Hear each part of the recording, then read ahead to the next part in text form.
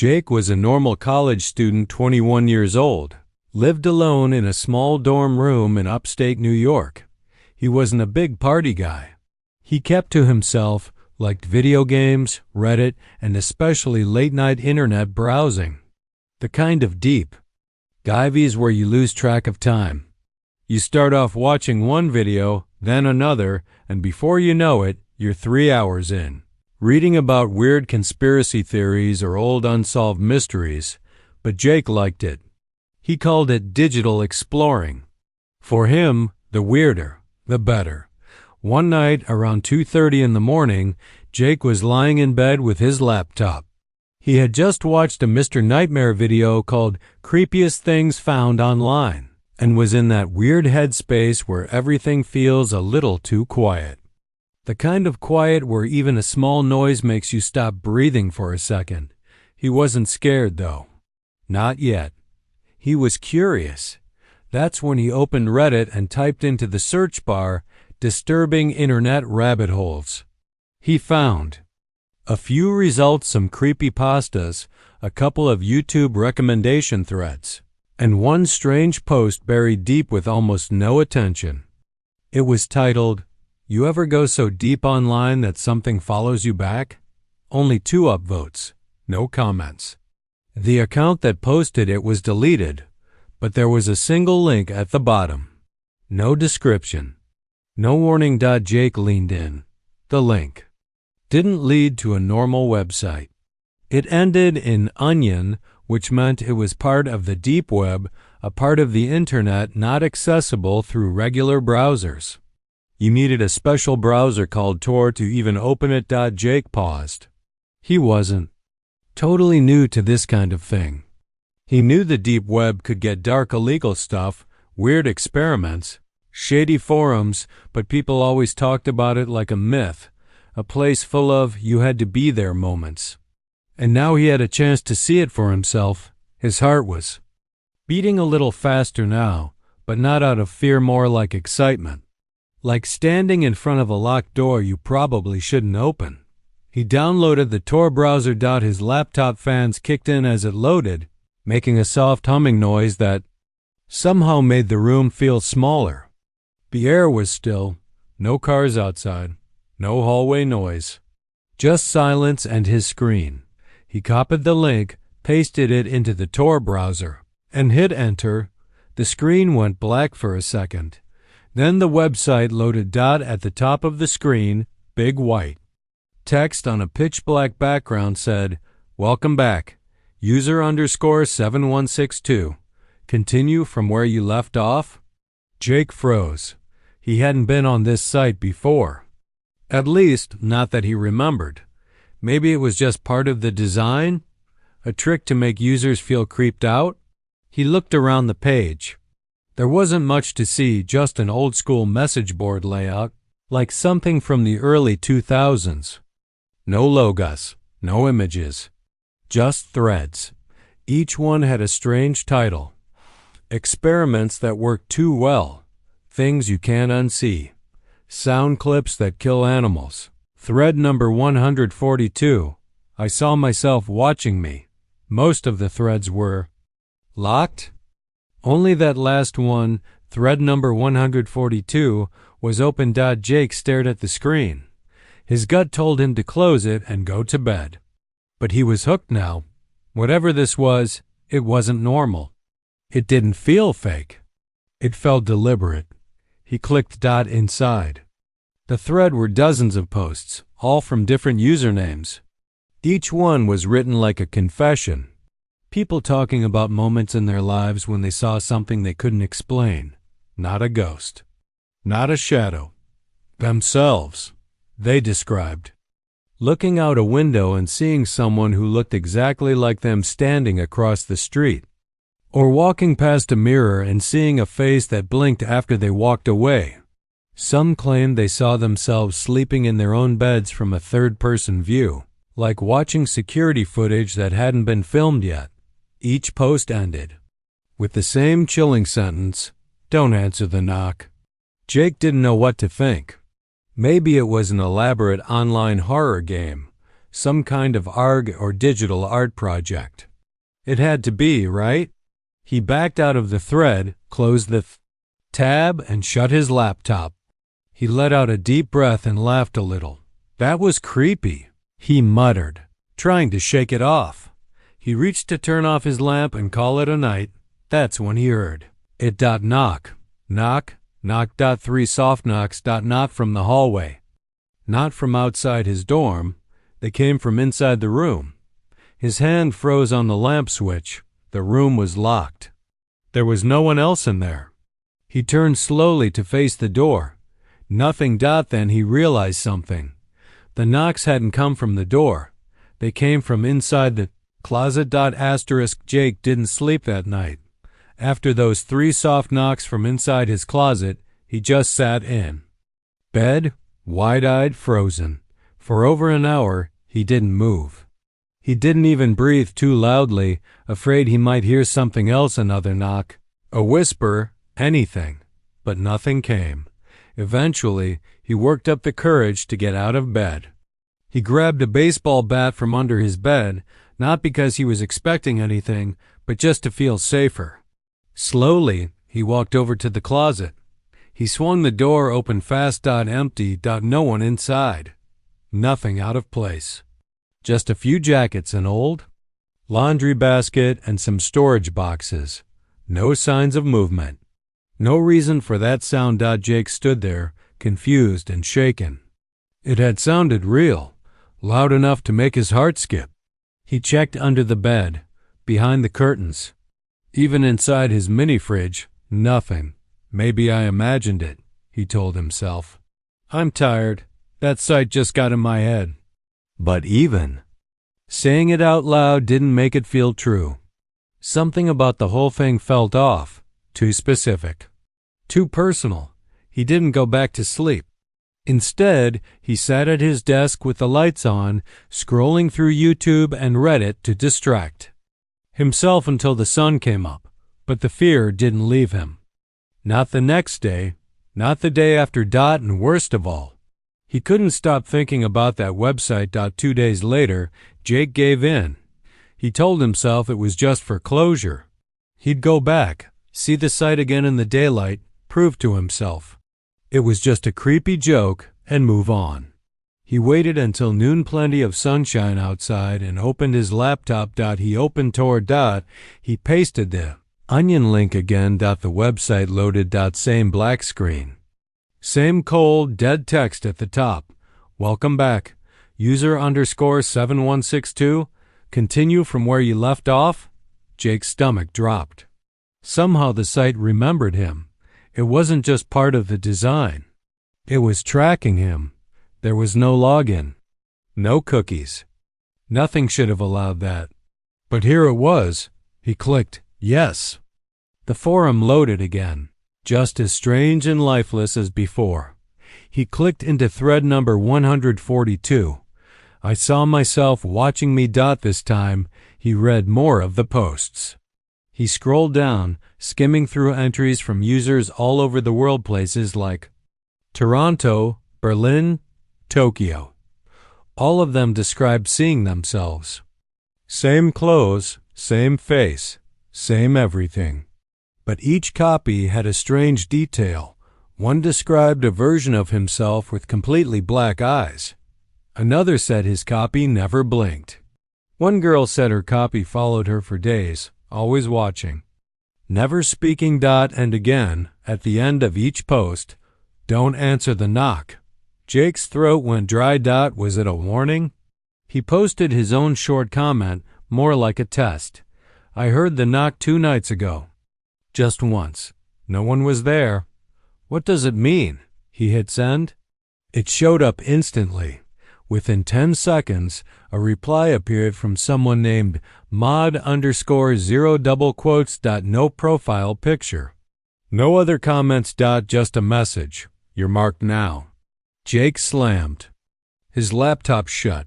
That night, he tried to pretend everything was fine. He went out to eat with some classmates, avoided talking about the site, didn't mention the knock. But something was different. He couldn't shake the feeling that he was being watched out, not just in the someone's looking at you kind of way, but like a constant presence, like someone was staring right at the back of his head all the time, even when he was alone, especially then. Back in his dorm, he noticed something else.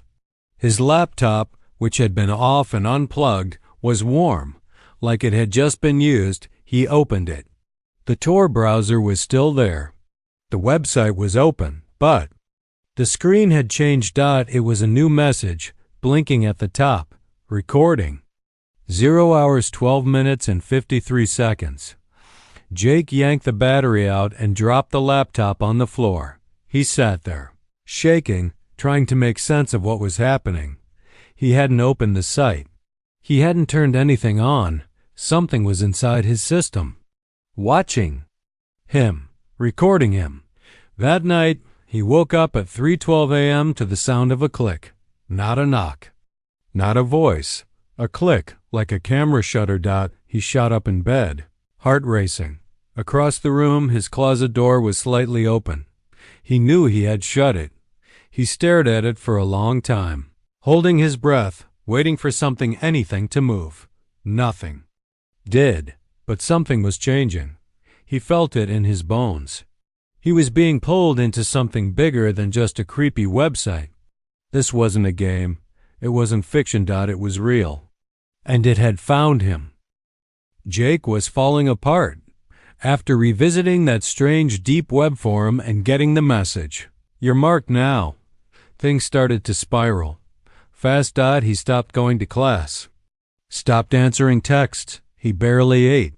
He kept his laptop off and taped the webcam, but it didn't matter. He still felt it. Something watching him. Always. What hit him hardest was how alone he felt. Not just physically, but mentally.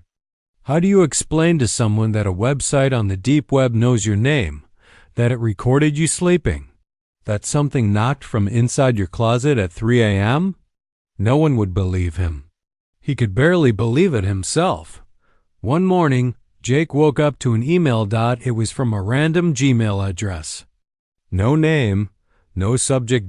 Just one attachment, a photo. He clicked it, expecting a spam ad or a virus. But what he saw was worse. It was a picture of himself sitting at his desk, browsing Reddit on his laptop. But here's the thing. The photo was taken from behind. From just a few feet away, he stared at the image, heart racing. He zoomed in, scanned the background. That was his dorm, his chair, his hoodie. It wasn't photoshopped. It wasn't fake. It was real. Someone, or something, had been in his room. He got up and tore the place apart. Checked the vents, the window locks. He even used his phone flashlight to scan every inch of the closet, under his bed, the corners behind furniture. Nothing. That's when he remembered something from the forum. Don't answer the knock. Jake tried to laugh it off. Okay, he whispered to himself. Creepy website, fake photo, just a prank, right? But it didn't feel like a prank anymore. It felt personal, like it was only the beginning. The next night, it got worse. Jake was lying in bed, scrolling through TikTok, trying to stay awake. He didn't want to sleep, not anymore. Then his phone froze. The screen went black for a second, and a video started playing on its own. There was no username, no likes, no comments. Just one auto-playing video. It was a shaky, silent recording of him sleeping in his bed, filmed from the ceiling like a security camera. The timestamp read, "Live." Jake sat up, eyes wide. He looked around the room. There was no camera. No lens, but the angle in the video showed his entire bed. Right now, he slammed the phone down and backed into the corner of the room, breathing hard. This wasn't just about a website anymore. This thing had access to his devices, his room, his life. A few nights later, he tried something different. He packed a backpack and left his dorm. Slept in his car at a Walmart parking lot. Left his phone powered off in the glove box. Left his laptop behind. He thought maybe, if he stayed away from tech for a bit, it would stop. Maybe it was all tied to the devices. That night, for the first time in a while, he almost fell asleep until he opened his eyes and saw someone standing outside the car window. Figure. Tall. Still. Their face hidden in the shadows. Jake's heart jumped into his throat. He sat up fast and locked the doors, but the figure didn't move. Didn't knock. Just stood there. Watching. He turned the car on. Headlights flashing across the parking lot. The figure was gone. Just gone. Jake drove home in the morning, shaken. When he got back to campus, everything felt wrong. People passed him in the halls like normal, but he couldn't focus on their faces. His eyes kept playing tricks on him, seeing himself in the crowd, in reflections, even on the back of someone's head. He started seeing things that weren't there. He saw a mirror in the student center bathroom smile back at him when he wasn't smiling. He opened his laptop one last time, even though he swore he wouldn't. He just needed to know if the site was still there. He opened Tor, pasted the link. It didn't load right away. Then a message popped up. You are being observed. Do not resist. His webcam light turned on. Jake threw the laptop across the room. Later that night, as he lay in bed trying to calm himself, he heard something behind the wall. A soft scratching sound, like fingers or nails. It moved from one corner of the room to the next. Scrape, pause, scrape. He didn't move. He remembered what the forum had said. Don't answer the knock. So when it finally came, knock, knock, he stayed completely still. His breathing slowed. His eyes stayed shut. He didn't speak. After a long pause, he heard it again, but this time it wasn't knocking. It was his own voice. From inside the closet. Calling his name. Asterisk. After weeks of terror, Jake was a shadow of himself. His eyes were sunken, his hand shook, and his voice was barely more than a whisper. He stopped answering calls. He stopped leaving his dorm. He told his parents he was taking a break from college, but he didn't tell them why, because how could he explain? How could he explain that something on the internet followed him into the real world? It started small, little things disappearing. His keys, his phone charger. Then weird sounds at night, scratches, whispers, soft knocks.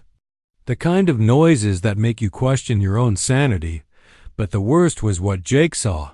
Sometimes, out of the corner of his eye, he saw himself, not reflections, not shadows, a copy of himself, standing in his room, watching him. Waiting. Sometimes Jake would catch the copy looking directly at him, but the eyes were wrong. Too wide, empty, dark. And every time, Jake felt it in his chest, a cold, heavy feeling that grew stronger the longer they stared. One night, Jake was on his laptop again, even though he swore he wouldn't be. He was back on that deep web forum, the site that had started it all. The screen blinked and a new message appeared in big red letters. Welcome back. USER_7162. Below it, a message in white text. We've missed you. Jake's hands froze over the keyboard. Then, just below, he saw something that made his blood run cold. Next user, user_0915, welcome. His heart dropped. Because USER_0915 was his own username on Reddit. The site had tracked him, marked him, passed the curse to someone else, or maybe it had been here all along. Jake shut his laptop and sat back, trying to breathe. He whispered to himself, it's not real. It can't be. But deep down, he knew the truth. It was real. The final night came quietly. Jake didn't sleep. He sat in his room, lights off except for the laptop screen. Suddenly, the screen flickered. The webcam light blinked on. He didn't touch anything. The screen changed. His own face appeared. But it wasn't him. It was his copy. the one with dark, empty eyes staring back. Then, in a low, distorted voice, the laptop spoke. Not with words. With sounds. Clicks. Knocks. Whispers. Voice calling his name. Then the screen went black. The next morning, Jake was gone. His dorm room was empty. No sign of struggle. No note. Just his laptop left open on the desk. The screen showed one last message. Don't answer the knock. Weeks later, campus police found Jake's laptop. They saw the message on the screen. They found the strange bookmarks to hidden websites and, on the hard drive, a folder labeled user_7162, filled with strange videos. Videos of Jake. Sleeping. Walking. Living. But in every video, there was something else. A shadow behind him. A figure watching. Copy waiting. No one knows what happened to Jake. Where he went, or what that copy really was. Some say it's a glitch, a trick of the mind. Others say it's something worse, a curse, born from the darkest corners of the internet. So, next time you're bored at night, diving deep into strange websites, remember Jake's story, because once you click that wrong link, once you go down that disturbing internet rabbit hole, you might not be the only one watching, and sometimes it's waiting for you to answer the knock.